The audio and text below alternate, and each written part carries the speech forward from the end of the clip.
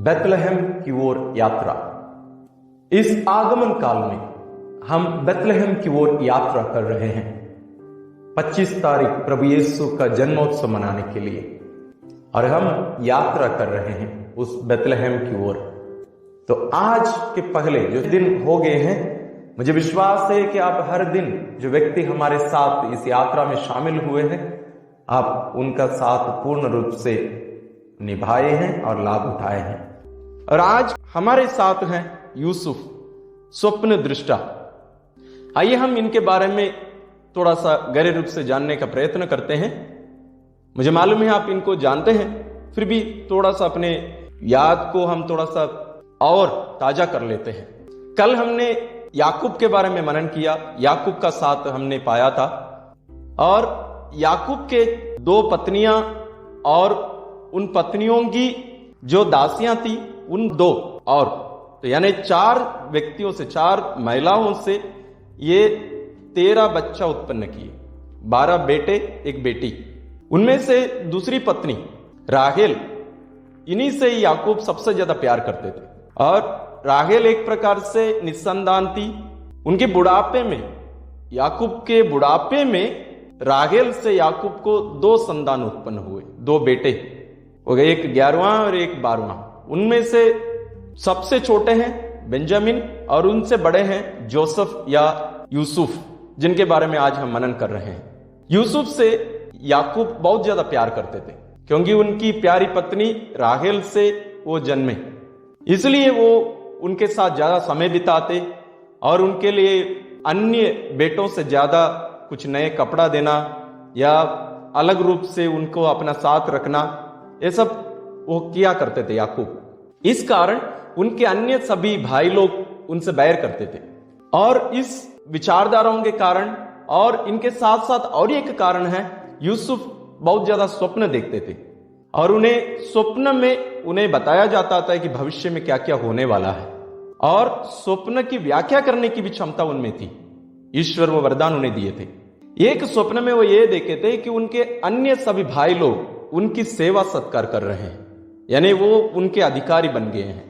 ये स्वप्न जब वो अपने भाइयों के पास आकर एक प्यार के साथ वो बताते हैं, वो ये नहीं कि उनको डराने या ऐसे अन्य कोई मतलब से नहीं था, लेकिन उनके भाई लोग इन सभी बातों को सुनकर उनके ऊपर ज्यादा क्रोध करते थे और उनसे नफरत करने लगे। और एक बार ऐसा हुआ कि जब उनके भाई लोग सब बकरी चराने के लिए चले जा रहते हैं बहुत दूर, उनके पिता उनको यानी यूसुफ को उनके पास भेजते हैं, और उनके भाई लोग मिलकर इनको मरवा डालने का योजना बनाते हैं। आखिरी में उनको बेच देते हैं कुछ यात्रियों के हाथों में जो इजिप्ट या मिस्र जा रहे थे।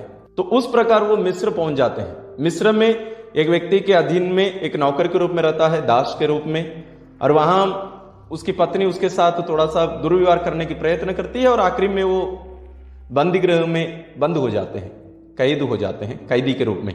और वहां वे लोगों के साथ बहुत अच्छा व्यवहार किया करते थे, लोग उससे बहुत प्यार करते थे, लोग पसंद करते थे उन्हें। और एक बार ऐसा हुआ कि वहां का फारो, जो मुख्य राजा जो रहता है, वो स्वप्न देखता है। वो स्वप्न कोई भी उसकी व्याख्या नहीं कर पाते हैं, और उन्हें एक जन जानकारी देता है कि ऐसे एक कैदी है जो यहूदी है, वो लोगों को उनकी स्वप्न की सच्ची व्याख्या दे सकता है। तो फारो राजा उनको लेके आता है और उनको बताता है। उनका स्वप्न यह था कि 7 साल वहां अच्छी बारिश होगी और अच्छा फसल होगा, और उसके बाद 7 साल अकाल पड़ेगा। और जब राजा को यह पता चलता है कि इसको ये सब ज्ञान है, तो वो अधिकार उन्हीं के हाथ में सौंप कर उनको प्रधानमंत्री के रूप में नियुक्त करता है। तो यहां यूसुफ आकर सब कुछ अपने अधीन में कर देते हैं और एक बहुत बड़ा अधिकारी बन जाते हैं। हम देखते हैं कि ये सब ईश्वर उनको तैयार कर रहे थे, उनके अन्य सभी भाइयों के लिए, उनके पिता के लिए और अन्य लोगों के लिए एक प्रकार से तैयार कर रहे थे, अकाल से लोगों को बचाने के एक रास्ता। और जब एक समय आता है कि उनके भाई लोग उन्हीं के यहां धान खरीदने के लिए आते हैं, लेकिन उनको मालूम नहीं रहता है कि ऐसा है, लेकिन केवल यूसुफ उन्हें पहचानते हैं।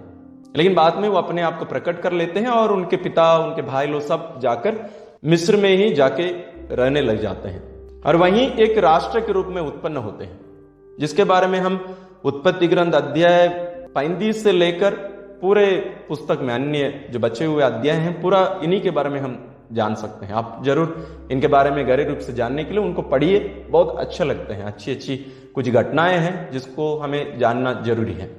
अभी हम इनके दृष्टि से हम यीशु के जन्म को देखने का प्रयत्न करेंगे। हम यह कह सकते हैं प्रभु यीशु एक दूसरा यूसुफ भी है। मैं क्यों ऐसे कह रहा हूं? यीशु के जीवन और यूसुफ के जीवन में बहुत समानताएं हमें देखने को मिलेगी। एक ऐसा है कि दोनों के भाई दोनों को बेच देते हैं एक प्रकार से। देखिए, यूसुफ को उनके भाई लोग बेच देते हैं और उन लोगों को लगता है कि वो उनसे उन लोग छुटकारा पा लिए, बल्कि ईश्वर उनको उपयोग करते हैं उनको बचाने के लिए। उसी प्रकार यीशु को देखिए, यीशु के ही एक शिष्य उनको बेचता है और अन्य सभी लोग मिलकर यीशु को मरवा डालते हैं एक प्रकार से। लेकिन उस मृत्यु को पिता ईश्वर मुक्ति का साधन बनाते हैं। उस मृत्यु के द्वारा उन्हें ही यीशु के भाई बहनों को ईश्वर बचाते हैं। और दोनों में दूसरी एक समानता है, दोनों जो उन्हें दंड दिए उनको माफ कर देते हैं। यूसुफ के पास इतना अधिकार था आखिरी में कि अपने भाइयों को मरवा डाल भी सकते थे या अपने पास में दास के रूप में रख सकते थे। शायद हम उनके जगह पर होते, हम उनके साथ वैसे किया करते, लेकिन वो वैसे नहीं किए।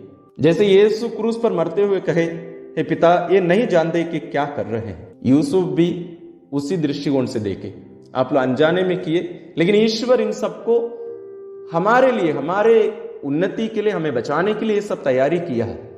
इस मानसिकता से उन्हें माफ कर देते हैं। आज हमें यूसुफ से यही सीखने, ये दो गुण हमें सीखकर बेतलेहम की ओर जाने की जरूरत है। हमारे जीवन में उतल पुतल जरूर होंगे, हम कुछ समय अच्छा जीवन बिताते होंगे, कभी हम पाप में गिरते होंगे या अन्य कुछ परेशानी हमारे जीवन में आती होगी। हम ये जरूर पूछते होंगे कि ये मेरे जीवन में ऐसा क्यों होता है। मैं प्रभु पर इतना भरोसा रखकर जीता हूं, लेकिन मेरे जीवन में ऐसा क्यों होता है। उसका जवाब हमें इन दोनों के जीवन से, यीशु और यूसुफ के जीवन से हमें मिलते हैं। ईश्वर के अनजाने में हमारे जीवन में कुछ भी घटित नहीं हो सकता। इसका मतलब यह नहीं कि हमारे जीवन में हम जो पाप करते हैं, गलतियां करते हैं, वो ईश्वर की इच्छा के अनुसार है। नहीं, बिल्कुल नहीं। इसका मतलब यह है कि ईश्वर जरूर जानते हैं, लेकिन वे चाहते हैं कि हम आत्मसमर्पण करें। यूसुफ को देखिए, पूर्ण रूप से आत्मसमर्पण करते हुए खुशी और आनंद के साथ जीते हैं। उनके साथ ये सब होने के बावजूद उनमें कोई घृणा, कोई गुस्सा की बात ही नहीं, बदला लेने की कोई बात ही नहीं। केवल यीशु के समान वो प्यार किया करते थे। हम भी ये मनोभाव ईश्वर से मांगे ताकि हमारी ये जो यात्रा है बेतलेहम की ओर, ये एक सफल यात्रा हो सके। आइए हम प्रार्थना करें। परम दयालु पिता, हम आपको धन्यवाद देते हैं आपके पुत्र के लिए, जिनके जन्मोत्सव की तैयारी के लिए आप हमें आगमन काल के रूप में ये 26 दिन दिए हैं और पिछले 9 दिन आप विशेष व्यक्तियों को हमें दिए। इसके लिए हम आपको धन्यवाद देते हैं। आज हम यूसुफ के लिए धन्यवाद देते हैं, जिनके द्वारा आप इस्राएलियों को बचाए थे, उनके द्वारा एक राष्ट्र का निर्माण किए थे आप एक प्रकार से। आप उनके द्वारा हमें जो शिक्षा दिए हैं कि हम भी उनके समान हर परिस्थिति में आपका हाथ देके, हर परिस्थिति में आशावान रहें, हर परिस्थिति में हम दूसरों को क्षमा करते हुए आपकी दृष्टिकोण से जीवन बिताएं। हमें कृपा दीजिए कि हम भी उनके समान बन सकें, ताकि हमारी ये यात्रा जो हम बेतलेहम की ओर कर रहे हैं, आपके पुत्र के जन्मोत्सव मनाने की, ये यात्रा सफल हो सके। हम ये प्रार्थना करते हैं अपने प्रभु क्रिस्त के द्वारा, आमीन। प्रिय भाई और बहनों, आज की ये यात्रा हम यूसुफ के साथ जो कर रहे हैं, इस यात्रा को और सफल बनाइए। उनके इन गुणों को अपनाने का प्रयत्न करिए, उनके बारे में और गहरे रूप से जानिए, ताकि हमारी ये जो यात्रा हम बेतलेहम की ओर कर रहे हैं, ये सफलतापूर्वक हम पहुंच सकें, पूर्ण कर सकें। ईश्वर हमारे साथ रहें। आप लोगों को ईश्वर की आशीष एवं शुभकामनाएं।